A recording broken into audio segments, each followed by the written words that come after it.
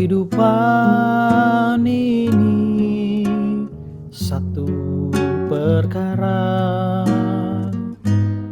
yang kusimpan dalam hati. Tiada sesuatu kan terjadi tanpa Allah peduli. Allah mengerti, Allah peduli segala persoalan yang kita hadapi. Takkan pernah dibiarkannya ku bergumul sendiri, sebab Allah mengerti.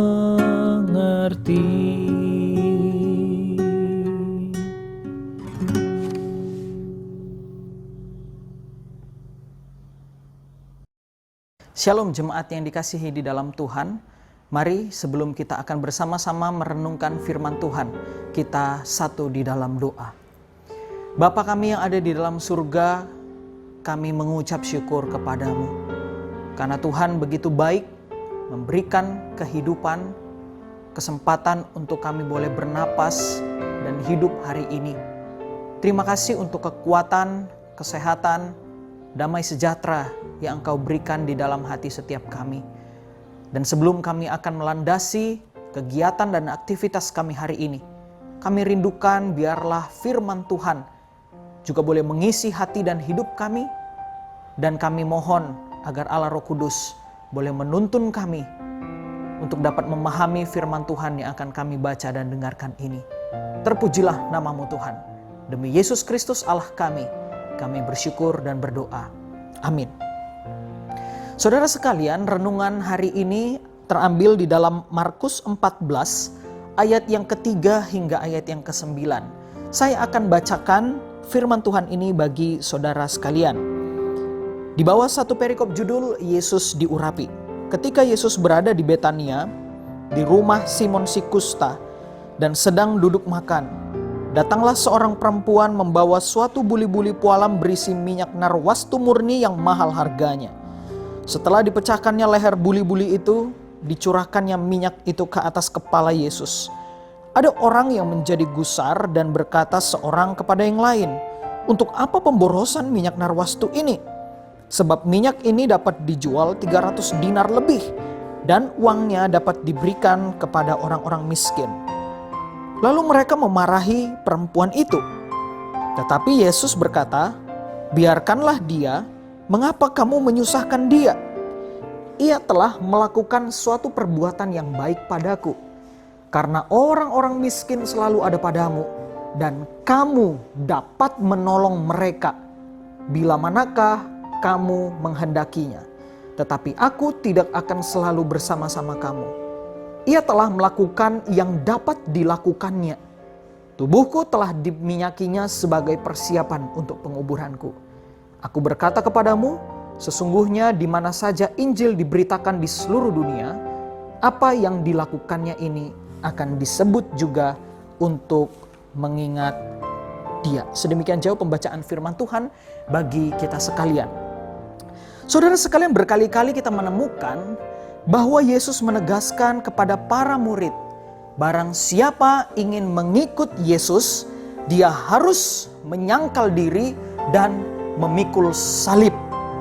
Artinya bahwa fokus kehidupan seorang murid bukan lagi terarah dan terfokus pada dirinya sendiri, bukan kepada kenyamanan dirinya sendiri atau pada pola pikir duniawi. Tetapi seharusnya yang menjadi fokus seorang murid Kristus adalah diri Kristus itu sendiri. Dan prinsip inilah yang kemudian akan kita pelajari bersama di dalam narasi Alkitab yang telah kita baca. Saudara, cerita ini dimulai ketika Yesus berkunjung ke rumah Simon si Kusta. Saudara, kalau kita lihat di dalam dua ayat sebelumnya, ayat 1 dan ayat yang kedua, kita melihat bahwa diceritakan ada kelompok-kelompok orang jahat, para imam dan ahli-ahli Taurat, orang-orang Farisi yang ingin mencelakakan Yesus. Tentu Yesus sebagai Allah yang Maha Kuasa tahu tentang hal ini.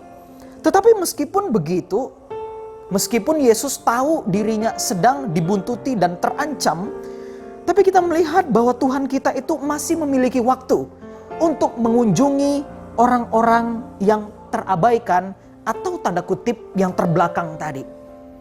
Seorang bernama Simon si kusta. Saudara, tentu dia sudah sembuh.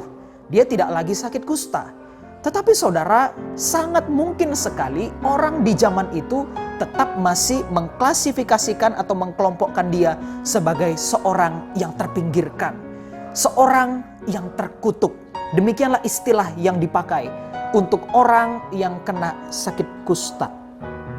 Saudara, dan kemudian ketika Yesus sedang berada di rumah orang yang terabaikan itu, seorang Simon si kusta itu, lalu kemudian datanglah seorang perempuan, dan seperti yang diceritakan tadi, perempuan tersebut membawa buli-buli pualam, dan buli-buli pualam itu berisi minyak narwastu yang begitu mahal.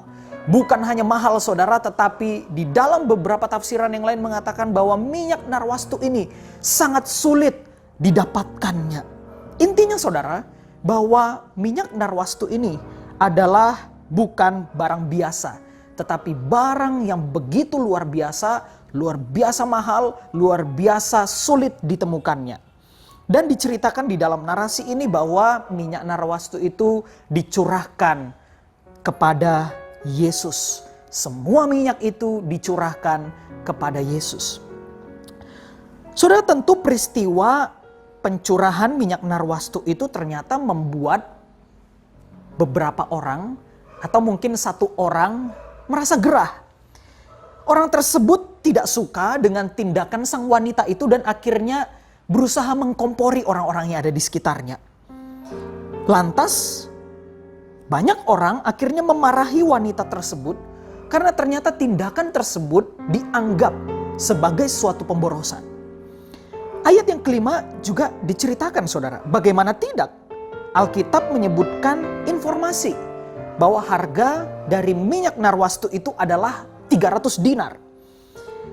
Dan jika 300 dinar itu diuangkan, maka nilai tersebut sama dengan upah pekerja atau pekerja kasar 1 tahun. Dan uang tersebut menurut orang dan kelompok itu dapat digunakan dengan sesuatu yang lebih berguna, yaitu diberikan kepada orang-orang miskin yang ada di sekitarnya. Lalu kemudian kita dapat melihat apa reaksi Yesus ketika mendengar kegaduhan ini. Yesus berkata, perempuan itu ternyata melakukan sesuatu yang baik. Saudara, lalu kemudian kita bertanya, sampai dengan tahap ini apakah sebenarnya Yesus setuju bahwa pemborosan adalah sesuatu yang baik? Jawabannya tentu tidak saudara. Yesus tentu tidak ingin mengatakan bahwa pemborosan itu adalah sesuatu yang baik. Lalu jika jawabannya tidak, mengapa Yesus mengatakan bahwa perempuan tersebut melakukan sesuatu yang baik kepadanya? Ayat yang ke-7, Yesus merespon, orang miskin ada, selalu ada, dan kamu dapat menolong mereka. Saudara, ada orang miskin, ada orang kaya, ada orang yang kurang, ada orang yang lebih.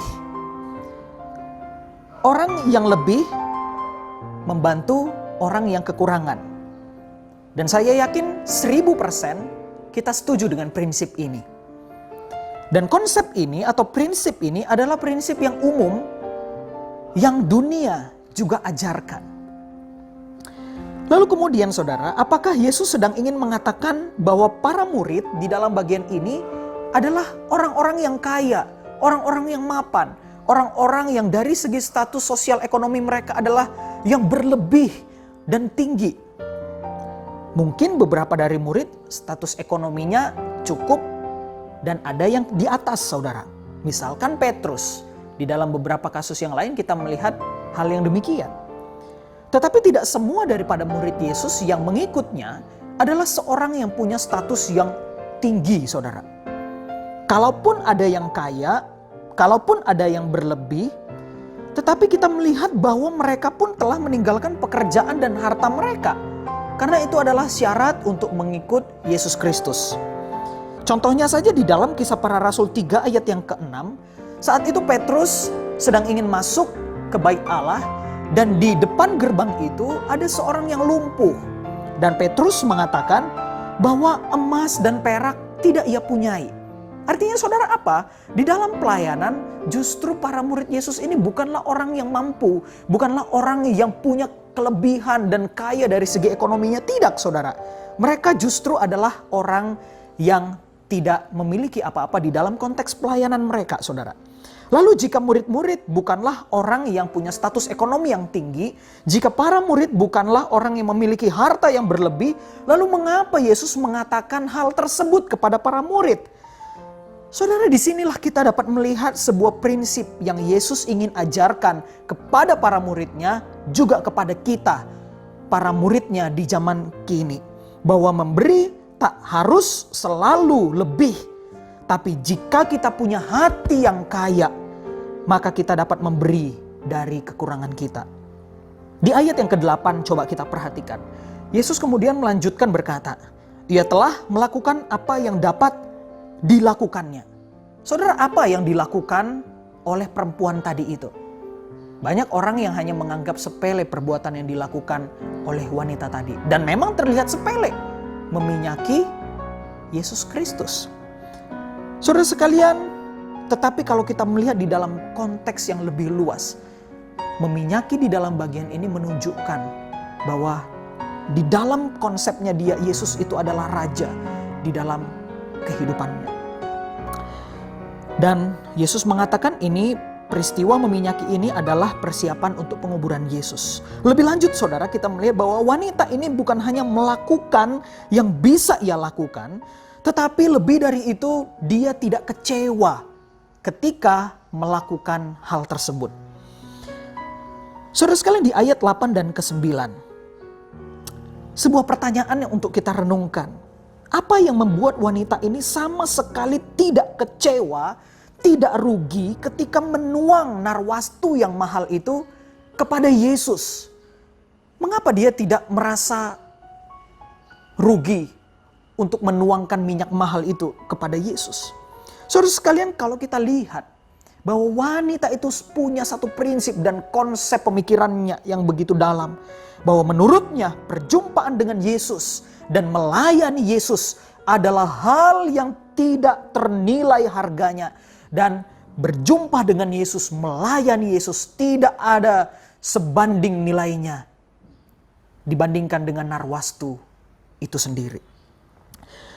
Dan tidak ada sesuatu yang sia-sia dan tidak berguna. Karena wanita tersebut melakukan itu, difokuskan kepada Yesus. Saudara, maka dari itu tidak ada hal yang juga sia-sia dan tidak berguna bila kita mengerjakan dan melakukan sesuatu untuk Tuhan kita, Yesus Kristus. Kolose 3 ayat yang ke-23. Saudara, apa yang kita hadapi di Indonesia belakangan ini? Kita membaca berita kekurangan APD, alat perlindungan diri, bahan makanan kurang, ekonomi carut-marut, dan lain sebagainya. Apa yang bisa kita lakukan untuk membantu mereka, untuk membantu pemerintah? Saudara, jika kita sanggup menolong satu kawan kita yang kekurangan dengan menyediakan nasi periuk buat mereka, saudara, tidak ada masalah. Itu adalah sesuatu yang baik, membantu mereka yang kekurangan. Membantu mereka yang kekurangan juga tidak akan membuat kita jatuh miskin, saudara. Atau mungkin bagi kita yang berlebih, kita bisa membantu mereka yang kekurangan juga. Jangan salah mengira, saudara, bahwa menolong dan memberikan perhatian itu tak selalu bicara tentang materi dan harta. Kita juga dapat memberikan perhatian dengan cara kita berdoa bagi orang-orang yang sedang bergumul karena peristiwa corona ini. Tapi di atas semuanya itu, saudara, pertanyaannya adalah apakah setiap rencana, ide, tindakan yang akan atau sudah kita lakukan itu dilandasi dengan sebuah konsep dan pemikiran bahwa saya melakukan itu bukan semata-mata untuk manusia, tetapi saya lakukan itu untuk Tuhan saya, yaitu Yesus Kristus. Saudara, jika kita tidak melakukan seluruh rencana dan tindakan itu di dalam koridor yang sesuai dengan prinsip tadi, maka saudara sekalian, saya dengan berat hati harus katakan, ide yang bagus itu sama sekali tidak ada nilainya di hadapan Tuhan kita. Semua ide yang bagus itu tidak akan ada nilainya, tidak akan ada makna jika terlepas dari relasi atau hubungan pribadi kita dengan Tuhan Yesus Kristus itu sendiri. Maka dari itu saudara, di dalam masa-masa seperti ini saya pikir adalah satu hal yang tepat untuk kita belajar peduli, belajar empati kepada orang-orang yang ada di sekitar kita. Ketika mereka kekurangan, ketika mereka kesulitan, dengarlah jeritan mereka, dengarlah keluhan-keluhan mereka, dan hadirlah di dalam keluhan itu. Jangan lupa saudara, ketika kita melakukan semuanya hal itu, tetap fokuskan pandangan kita, relasi kita dengan Tuhan harus tetap terjaga. Dan biarlah apapun yang kita lakukan di dalam masa-masa sulit ini juga berdampak kekal, bernilai kekal. Bukan hanya berdampak bagi manusia, tetapi juga Tuhan melihat tindakan kita itu dengan tersenyum lebar. Tuhan Yesus memberkati kita sekalian.